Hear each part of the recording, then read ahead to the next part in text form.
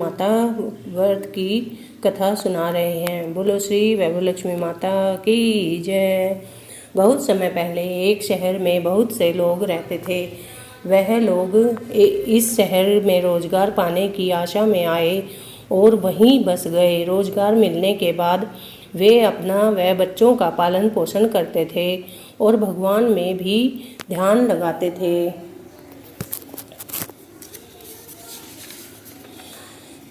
लेकिन मनुष्यों की इच्छाएं कभी समाप्त नहीं होती।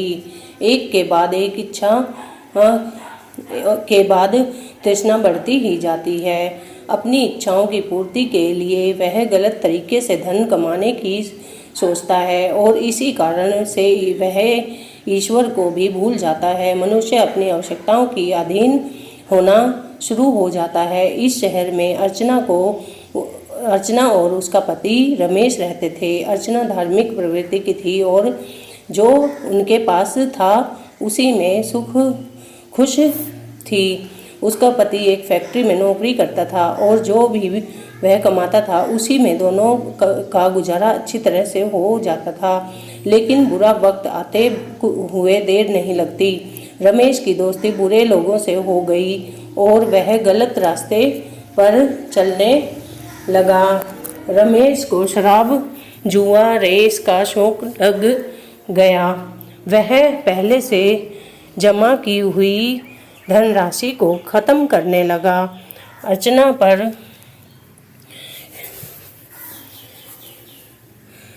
घर के काम में ही लगी रहती थी। पति की सेवा करती थी। वह पूजा पाठ में लगी रहती थी। अब रमेश शराब पीकर अर्चना को मारता पीटता भी था। घर में खाने के भी लाले पड़ गए। रमेश अर्चना को गालियां भी देता था। अर्चना को अपने पति के व्यवहार से बहुत दुख होता था, लेकिन फिर भी उसने भगवान के प्रति अपनी श्रद्धा नहीं छोड़ी। वह हमेशा माँ वैभवलक्ष्मी से इस दुख को सहने की शक्ति मांगती थी। अर्चना की इस प्रकार की भक्ति से माँ लक्ष्मी का हृदय पिघल गया और उसी समय अर्चना को अपने कानों में आवाज आती महसूस हुई कि तुम्हारी आराधना सफल हो गई है। द्वार खोलो, देख कौन आया है। अर्चना ने देखा, एक तेजस्वी ब्राह्मण खड़ा है। वह ब्राह्मण अर्चना को से बोले कि जय माँ लक्ष्मी। बोलो, माँ ने तुम्हारी प्रार्थना सुन ली है और कुछ खाने की सामग्री, आटा, दाल व घी अपने आपके घर पहुंचाने के आदेश हुए हैं। अर्चना ने पूरी शक्ति से कहा, जय माँ लक्ष्मी। ब्राह्मण बोले, बेटी, माँ लक्ष्मी जी के मंदिर का पुजारी हूँ। अगर तुम अपने घर की सुख शांति चाहती हो व गृहस्थी चलाने के लिए धन धान्य व लक्ष्मी जी के कृपा चाहती हो तो माँ वैभवलक्ष्मी का व्रत करो। इस व्रत को करने से ही तुम्हारी सभी मन की अभिलाषाएं पूरी होंगी। अर्चना ने पुजारी जी से निवेदन करते हुए कहा, पुजारी जी, मुझे इस व्रत को करने की विधि समझा दीजिए। मैं माँ की पूजा तो पहले से ही कर रही हूँ, लेकिन व्रत की विधि मुझे आज तक नहीं मालूम।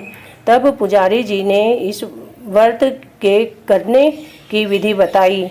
माँ वैभवलक्ष्मी के जितने व्रत का संकल्प किया हो उतने व्रत को करने के पश्चात उद्यापन कर देना चाहिए। उद्यापन के लिए आखिरी शुक्रवार को प्रातः काल से उसी प्रकार पूजन करके सायंकाल को उद्यापन करना चाहिए। इसके लिए 21 या 51 कन्याओं का सौभाग्यवती स्त्रियों को शुद्ध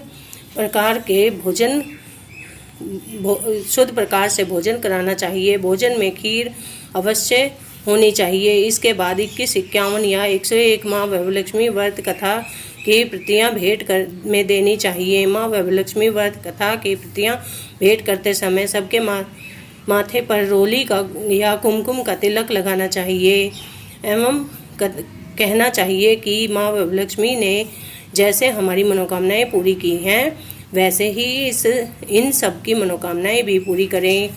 ऐसा कहकर वह पुजारी चले गए। अर्चना ने आटा, दाल वगैरह घर के अंदर रखा। दूसरे दिन शुक्रवार था।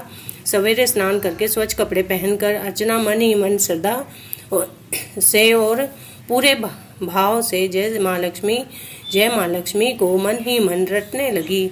सायंकाल को अर्चना पूर्व दिशा की ओर मुंह करके बैठी और पूरे विधि विधान से पूजन किया। रात में पति के आने पर अर्चना ने उन्हें प्रसाद खिलाया। प्रसाद खाते ही पति के स्वभाव में फर्क पड़ गया। इससे अर्चना के मन में वैभव लक्ष्मी व्रत के लिए श्रद्धा और बढ़ गई। अर्चना ने पूरी श्रद्धा भक्ति से 21 शुक्रवार तक वैभव लक्ष्मी व्रत को किया। 21वें शुक्रवार को पुजारी जी के कहे अनुसार उद्यापन किया। 21 सौभाग्यशाली स्त्रियों को वैभव लक्ष्मी व्रत कथा की पुस्तकें भेंट की। फिर माँ के धान्य लक्ष्मी स्वरूप को मन ही मन प्रार्थना करने लगी कि हे धनलक्ष्मी माँ, मैंने आपके 21 वैभव लक्ष्मी व्रत करने का संकल्प लिया था, वह मैंने पूरा किया है। हे माँ, हमारा सबका कल्याण करो।